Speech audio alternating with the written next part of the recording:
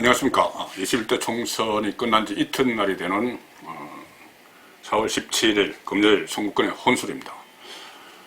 보수 여당의 참패로 끝난 지방 총선, 21대 총선, 일단 충격이 하루 이틀 지나면서 조금 완화가 되면서 보수 진영 안에서 총선 결과를 놓고 여러 가지 해석이 나오고 있고, 앞으로 어떻게 해야 되느냐, 이렇게 큰 한로 문제도 상당히 논의가 시작이 됐는데, 이 총선 결과 해석을 놓고 두 갈래 흐름이 있습니다. 이 두 갈래 흐름 중에서 어느 쪽에 집중하느냐에 따라서 이 활로도 같이 찾아지는 그런 상황이 되고 있습니다. 자, 일단은 일종의 대한민국 주류 세력 교체론, 이것이 나오고 있습니다. 주류 세력이 교체가 됐다, 완성이 됐다. 진중권 씨가 그 진보 농객 출신이죠. 진중권 씨가 그런 이야기를 하고, 또 일부 보수 농객들이 거기에 동의를 하고 있습니다. 주류 세력 교체 완성론. 그러니까 산업화 세력에서 민주화 세력으로 이 주류가 바뀌었다. 바뀐 그 증거가 지난 4번의 총선에서 진보 진영이 앞서간 거다, 이거죠. 2016년 총선, 그 다음에 2017년 조기 대통령 선거, 2018년 지방선거, 그리고 그제 끝난 21대 총선. 이 4번의 선거를 전부 진보 좌파 진영이 압승을 했기 때문에 주류 세력이 교체됐다고 봐야 된다는 겁니다. 그리고 또 그 연장선상에서 일종의 이런 게 또 옵니다. 뉴노멀 해서 새로운 표준 시대. 그러니까 지금 양당 체제가 아니고 이제 일종의 1.5당 체제다. 1.5당 체제. 일본의 그 자민당처럼 거대한 정당이 있고 나머지 정당들은 다 합해서 0.5이기 때문에 양당 체제가 아니고 1.5당 체제다. 그런 시대가 우리나라에도 시작됐다.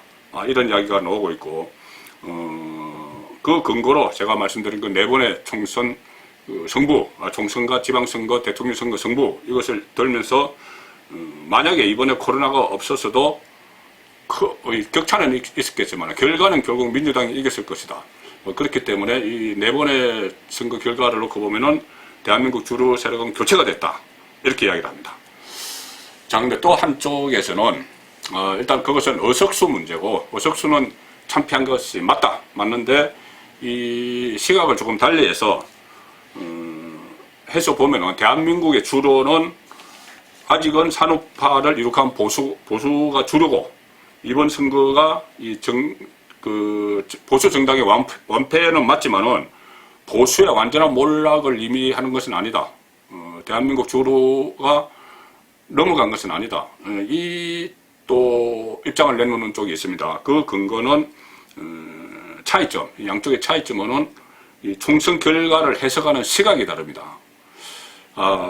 주류 세력 교체론 완성론자 이쪽 입장에서는 국회 의석수에 초점을 맞추는 것이죠. 300개 의석수를 가져간 그 의석수에 초점을 맞추면은 이것은 완전히 교체가 됐다고도 볼 수 있습니다. 180대 103이니까 완전히 교체가 됐다고 볼 수도 있는 것이죠. 의석수만 놓고 보면은. 그런데 아직은 시기상조다. 주류 세력이 교체됐다고 보기에는 시기상조다 하는 쪽에서는 득표 숫자에 초점을 맞추고 있습니다.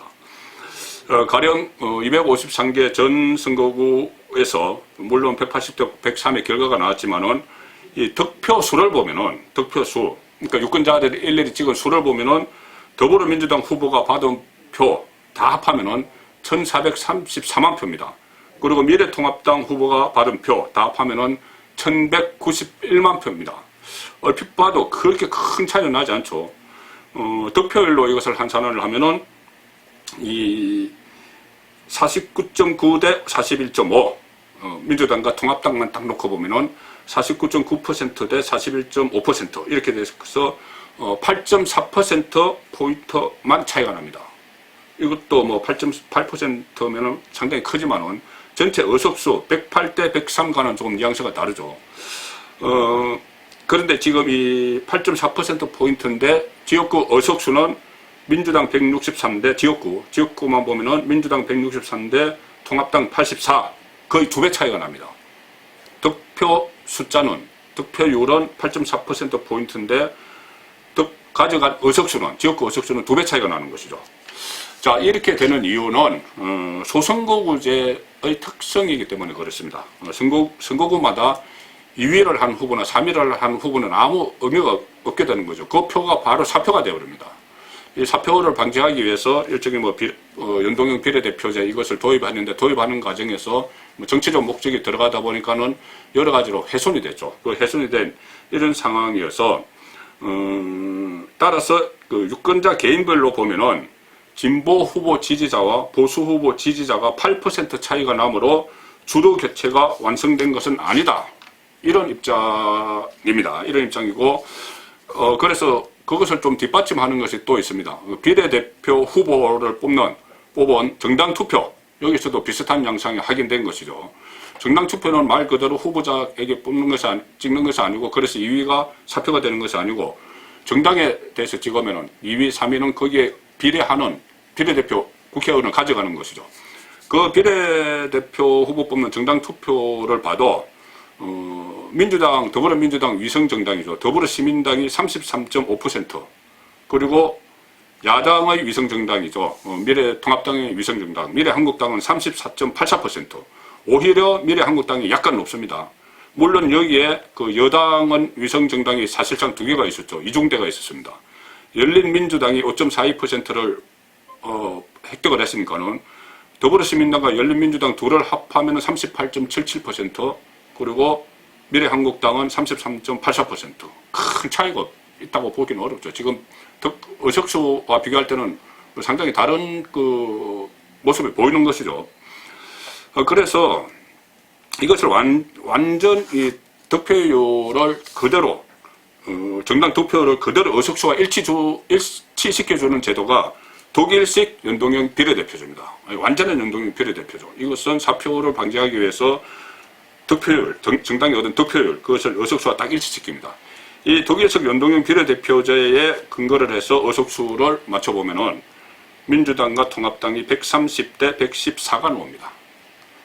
자, 이것은 물론 의석수에서 참패한 거는 맞습니다. 제가 그것을 부정하려고 말씀드린 것은 아니고, 그 참패했기 때문에 세대 주류 세력이 교체됐다는 이야기도 나오는 것이고, 그렇지만 다만 이 측면도 하나 봐야 된다는 것입니다. 이 측면도 봐야지 이 보수가 앞으로 어떻게 해나갈 것이냐, 그것이 그 길이 보인다는 이야기 때문에 제가 말씀드리는 겁니다.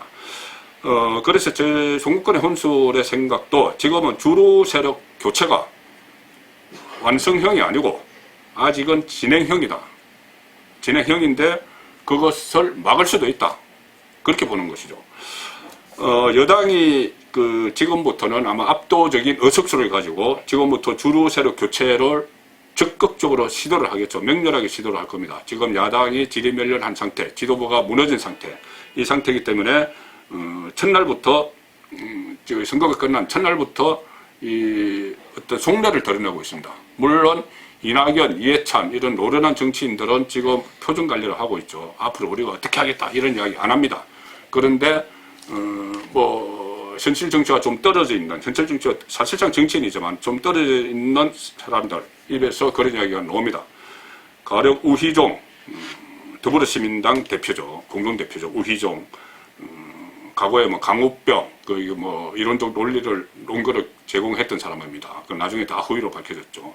어쨌든 우희종 씨가 이번에도 조국 사태 때도 개국본이라는 걸 만들었죠. 개성국민운동본부.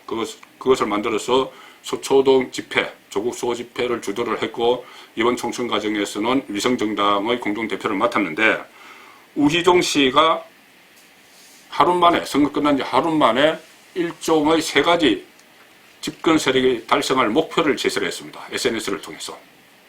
하나는 개헌입니다. 제가 계속 말씀을 드렸었습니다. 아마 집권 세력이 총선에서 이기면은 당장 개헌 정국을 조성해서 모든 것을 블랙홀로 만들고 울산시장 선거 불법 개입 의혹 혐의 수사도 막을 거다 말씀드렸는데, 우희종 씨가 개헌을 이야기했습니다. 이렇게 이야기했습니다. 이번 지지는 공수처 설치 등 개혁 과제와 한반도 평화 프로세스 등의 국정 과제 수행은 물론이고 현 정권 초기의 개헌 논의도 상기시켜준다. 개헌 추진해야 된다는 이야기죠. 현 정권 초기의 개헌 논의라는 것은 조국 민정수석 시절에 대통령실에서 발표한 그 개헌안입니다. 거기 보면은 토지공개념 같은 일종의 사회주의적인 요소가 가미된 내용이 들어가 있었습니다. 개헌 이야기를 했고, 두 번째 목표로 제시한 것이 보안법 철폐입니다. 국가보안법 철폐. 국가보안법은 노무현 전 대통령 시절에 총선에서 탄핵 역풍으로 압승을 했을 때 열린민주당이 152석을 가져갔는데 그때 추진을 했다가 무산된 겁니다. 보안법 철폐에 대해서 우희종 씨는 이렇게 이야기했습니다. 개인적으로 상상의 날개가 돋는다. 보안법 철폐도 가능하지 않을까? 이렇게 이야기했습니다. 자, 그 다음에 세 번째, 윤석열 검찰총장 퇴출을 사실상 목표로 내걸었습니다. 이 윤석열 퇴출은 일종의 정권 수호 차원이죠. 울산시장 선거, 지금 불법 선거 개입 의혹 13명 기소해놓고 수사 재개하려고 하고 있는 때입니다. 우희종 씨가 이렇게 이야기했습니다. 결국 서초 등에 모였던 촛불 시민은 힘 모아 여의도에서 이제 당신의 거취를 묻고 있다. 당신의 거취, 윤석열의 거취를 묻고 있다.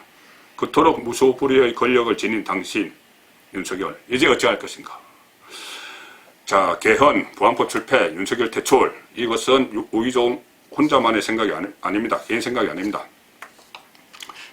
이 집권 세력에서 주로 세력 교체를 위해서는 꼭 필요하다고 생각하는 그 세 가지 절차를 이야기한 것입니다. 만약에 이 세 가지 절차가 다 이루어지면은 주로 세력 교체가 완성이 될 겁니다. 거기에 초점을 맞춰서 보수야당 쪽에서 어떤 일을 해나가고 미래통합당을 어떻게 보수를 하고 그 차원에서 다 점검을 해야지 나라가 앞으로 균형감을 가지고 건강하게 발전을 할 수 있을 겁니다. 송국근의 혼술이었습니다.